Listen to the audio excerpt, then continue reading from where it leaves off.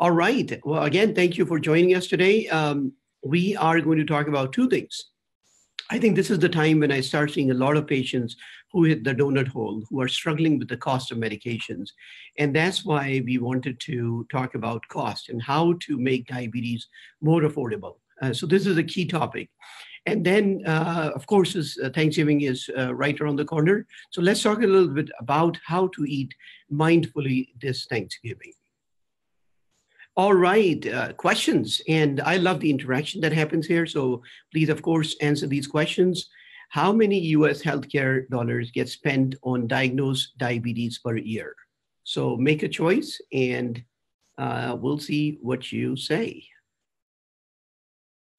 And I would encourage strong participation. If you have any comments, questions, feel free to ask those. So far, half of you are saying 520 billion, and about 25% are saying 850 million, and about 25% are saying 330 billion. The majority is saying 520. All right. Well, let's find out. So diabetes is extremely common, right? 30 million people with diabetes right now, and it's very expensive. The answer is around $330 billion per year. 1 in 7 healthcare dollar. So previously it used to be 1 in 10 in 2012 or so. And now it's 1 in 7. It doesn't make sense. So much money is being spent on diabetes. And the cost increased about 26% in this time. It's quite a substantial change. And it's not going to get any better over the next few years. Our costs will continue to increase and climb because we'll have 55 million people with diabetes in this time.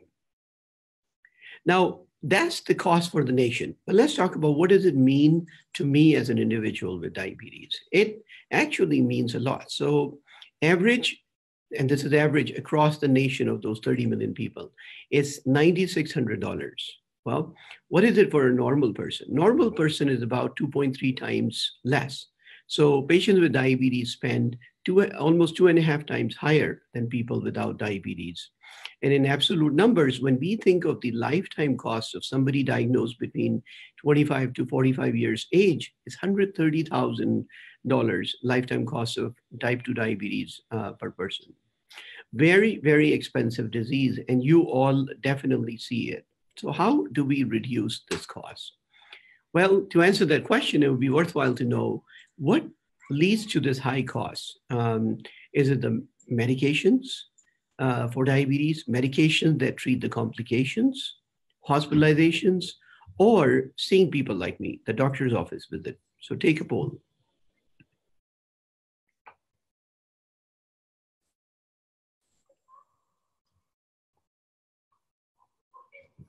So half so far are saying meds and supplies, and half are saying unexpected hospitalizations. All right, well, let's find the answer. So a lot of cost in diabetes relates to the inpatient care, people getting hospitalized, 30%. And then another 30% is those complications and medications related to those. So those are the top two things that are responsible for the cost. And then on this side are things that are more of an ongoing cost. So anti-diabetic medications and the doctor office visits. So you got it right. And it's this cost that we have to reduce. So in the next few slides, we'll talk about how to reduce. So first of all, let's talk about hospitalization. Hospitals are scary places these days. We do not want to go there. What increases the chances of unplanned hospitalizations in patients with diabetes? High blood pressure, high sugars, taking your meds in an incorrect fashion, high cholesterol, not exercising. Yeah, what do you think is the cause that contributes for a majority of hospitalizations? About half are saying high, well, now it's, the majority are saying high blood pressure. Now it's half again are saying taking meds incorrectly. So high blood pressure and taking meds incorrectly are both are the answers. Got it. Well, the answer is taking the medications incorrectly.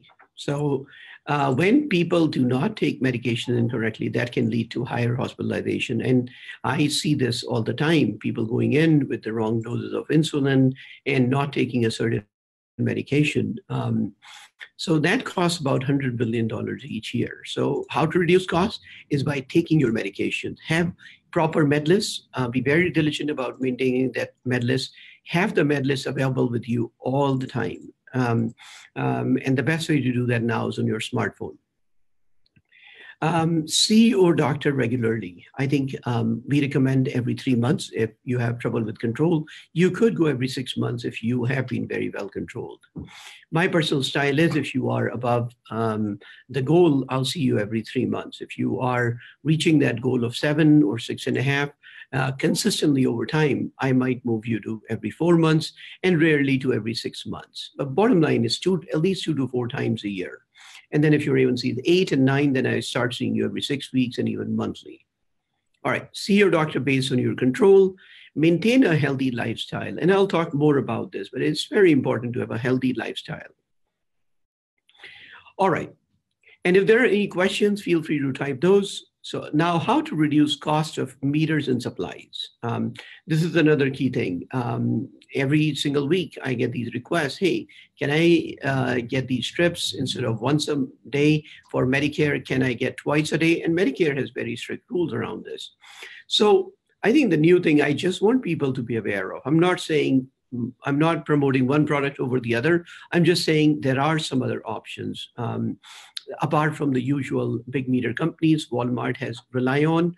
Lately, there have been a bunch of these where as many strips as you want or a certain number of strips at a much cheaper price. I've given you 3 options here.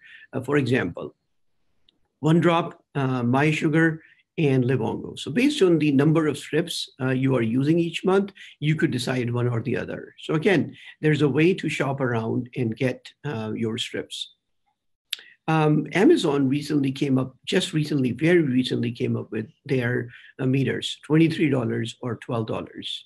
And then the strips are pretty inexpensive. It used to be $1 a strip. Now many of these strips are down to 20 cents and 17 cents even a strip. So consider those as an option. And the Amazon one comes with a diabetes manager program as well. Again, the point I'm trying to make is be aware of these multiple different options. Next is how to reduce the cost of medications. And this is where My Diabetes Home can help substantially. So once you put your medications in, we bring a whole lot of options for you: coupons, prescription assistance programs, and drug discount card. And we have basically gotten the data on all the medication and made it in a very convenient place for you to learn about these coupons and prescription assistance programs. So this next video kind of gives you a screenshot of the how it works on the website. So go to My Meds, go to Med List, and click on the coupon here, and you will see Januvia coupon, and then click on the manufacturer coupon. And right there, it shows you can get a free 30-day supply. And it gives you a program website, and it also gives you a 800 number. And you can call that number directly, especially if you're using a smartphone. So coupons from the manufacturer, prescription assistance programs. And again, we have put together all the links for you. We make it so easy for you to get this information. And lastly, the drug discount card. We offer our own drug discount card, a significant amount of saving that you can get right through the website. I'll take a pause here and answer a question that has come up. Bob wants to know, what is the difference between a coupon and prescription assistance? Well, Bob, thank you for that question. So coupons and prescription assistance programs are a little different. Coupons pretty much anyone can use. Let me show. Trying to find a way I can easily show you. So coupons and prescription assistance programs both come from the pharma companies. Coupons are usually at the start of a new medication. It'll be like, hey, $25 off, $50 off for X number of prescriptions or a free month supply. And it doesn't work for Medicare, Medicaid, TRICARE, VA, et cetera. So just something to remember. Prescription assistance programs are more based on need. Like people need because their annual household income is below a certain threshold on the poverty continuum. So they're more for assistance for people who cannot afford. Again, these are things started by pharma to either help with the copay costs or reduce the cost for people who cannot afford. We have another question here.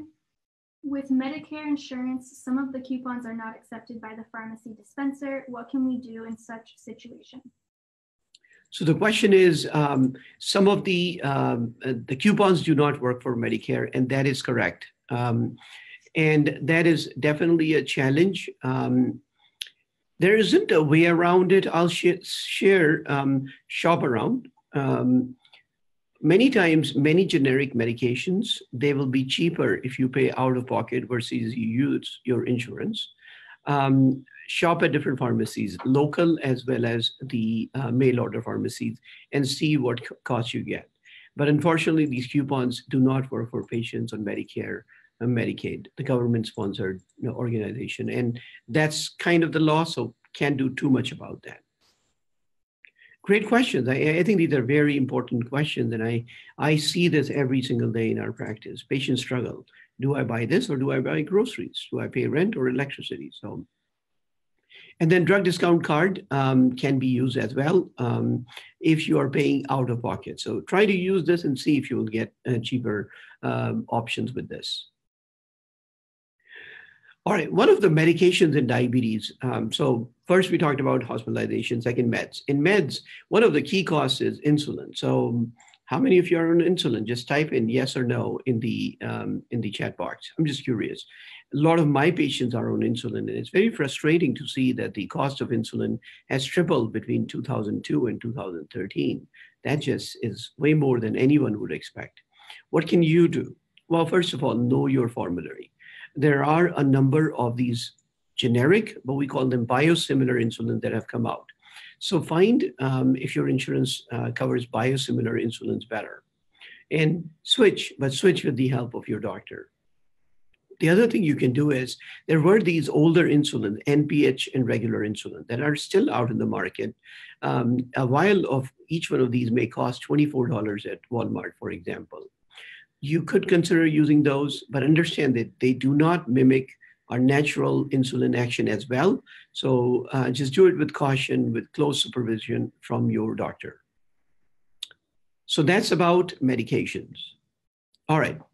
Now let me move to something else that I think I touched on earlier, how to reduce costs. Physical activity is the next big thing. So this does make a difference. I tell people exercise with about 150 minutes of aerobic activity each week, spread over at least 3 days.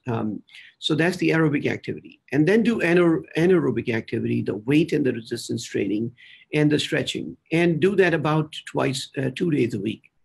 Anytime I start my medical appointments, shared medical appointments, I do actually ask the patient, how many of you are exercising 4 or more times a week? So that's my recommendation, 4 or more times a week. This does help. And lastly, eating a healthy diet. So talk to a dietitian, diabetes educator, get a plan made for you. Focus on the healthy meal components, the plant-based nutrition. Portion size is an extremely important piece of our nutrition. And so think about portion sizes.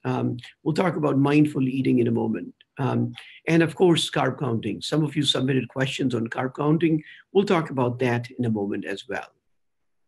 Now, lifestyle, does it make a difference? Well, it does make a difference. And I keep seeing this over and over.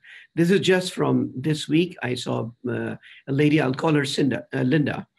And here's her story. She was taking insulin shots and 2 medications for diabetes just 6 months ago.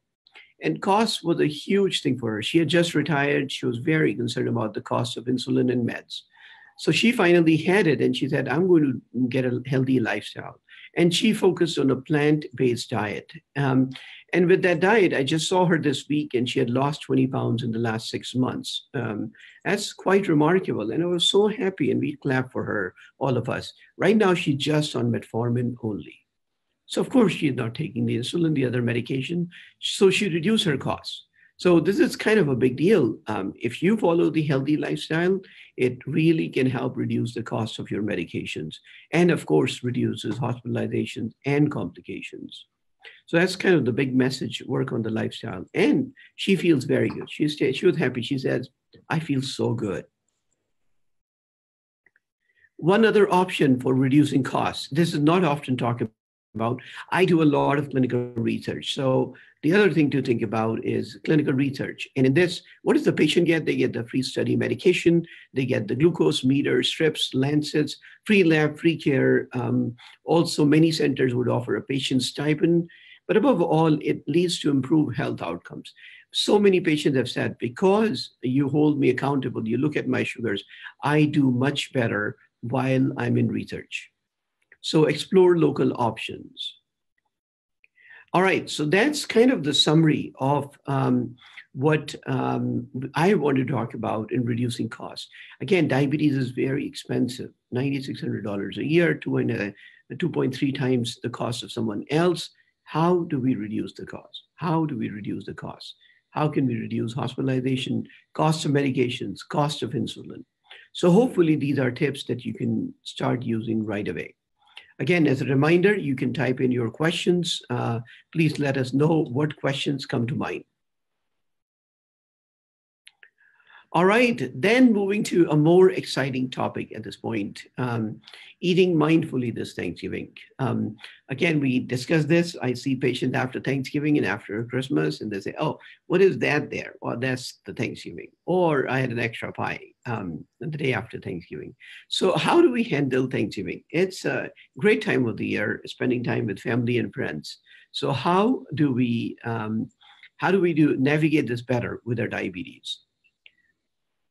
Any questions as yet? Yes. Someone wants to know if yoga is considered aerobic or anaerobic exercise. Okay, great question. So the yoga is stretching. And I kind of think of this as a third category. It's definitely not aerobic. In some sense, many of the yoga things, apart from stretching, you are using your own body's weight to lift. So if I had to classify, I would put yoga in an anaerobic. But as I talk to my patient, I say aerobic, anaerobic, and stretching. And yoga is an amazing way of stretching. It's a great, great exercise. All right, moving on, Thanksgiving. Let's take a look. All right, so we know that there are these favorite foods: turkey, mashed potatoes, my favorite green bean casserole, pumpkin pie I try to stay away from, but there's so many of these. Which one has the least amount of carbs per serving? Go ahead.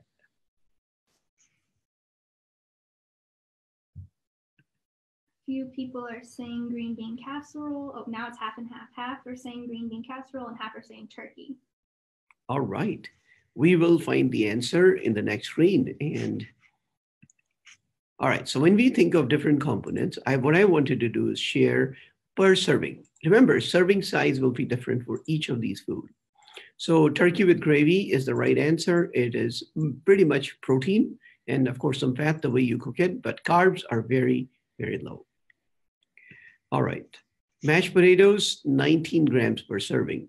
Stuffing is, by the way, my favorite, 27 grams. So I was bummed to see that, but stuffing, green bean casserole, 14 grams, and a slice of pumpkin pie, the biggest of them all, of course, no surprise there, is sweet, 45 grams of carbohydrates. So now think about it. I mean, it's a pretty large amount of carbohydrates that are packed in fairly small amounts. So just think about this, keep that in mind. And I'll talk about some do's and don'ts, but I really wanted to make sure I showed this screen for a large enough amount of time so you kind of captured what this is. All right. So some things to do and some things to not. So do. One of the things that I like to do is before any big party, I like to have my regular meals and a snack, or I will have a salad before going to a party. Just take some carrots, take a salad or something, eat at home. So if you could do that, that would be very helpful. Do not starve yourself for the big meal, because then you will end up eating all this stuff and you'll be eating 150 grams of carbs in one meal and having a 300 sugar. Do not starve yourself. As you start filling your plate, begin with the veggies first. That's kind of really, and that's what I do at a buffet at a meeting. I'll first go and see what kind of veggies there are. And I'll make sure I keep space for them. I like boiled or grilled vegetables, so I eat a whole lot of those. So definitely colorful veggies first. And then starchy foods, just keep that in mind. And what you put on your plate is what you're going to eat. So as you're serving, if you're not famished, if you're not starved, you'll do a better job of filling your plate. And then hold yourself accountable. Our big festival happened recently, Diwali, and of course I ate a lot, but then I measure my weight about at least 4 or 5 times a week. And it was a great reinforcement to see my weight change after 2 to 3 days of the festival. So I hold myself accountable with the weight, and that's what I would encourage you to do. Some of the don'ts: do not skip meals. Some people think I can just skip meals, but then you end up consuming a lot of calories in one go. And we don't like to waste food, but if you got on your plate and if you feel like you are happy and satisfied, just go ahead.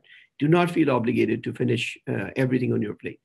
Do not hang out near the food. The farther the food is from you, the better. And then definitely keep an eye on your blood sugars. Check them before and after and so forth.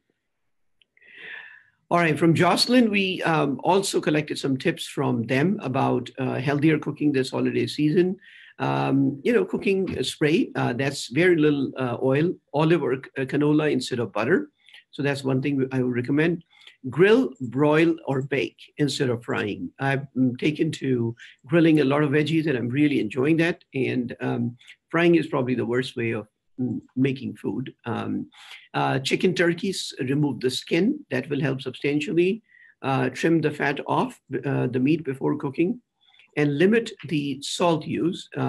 You still want very tasty food. Of course, I want the same. But try the herbs and spices instead of the salt. Lastly, the mindful eating. Focus on the food, as in when you are eating, focus on the food. One thing I say in the previous few days, shop smartly. Get the right stuff at home, then you cook the right stuff, then you eat the right stuff. So think about that. We have a bunch of healthy recipes on My Diabetes Home, and also AADE has a bunch of recipes as well, diabeteseducator.org. I would urge you to visit that website now and collect your recipes. Holidays are about food. I look forward to the food, but it's really more important to focus on relationships. Think about spending time with family and friends, in a non-food centric way. All right, let's get to a key summary here. Diabetes can be a very expensive disease to manage, especially this time of the year. Some key ways: stay healthy, avoid hospitalizations. And the number one way to avoid hospitalizations: know your medications and take them regularly. Reduce the number of meds through healthy lifestyle, diet, nutrition, and activity. Use drug discount cards, coupons, and prescription assistance programs at My Diabetes Home. And finally, check out your local research centers to see if you may qualify for a study.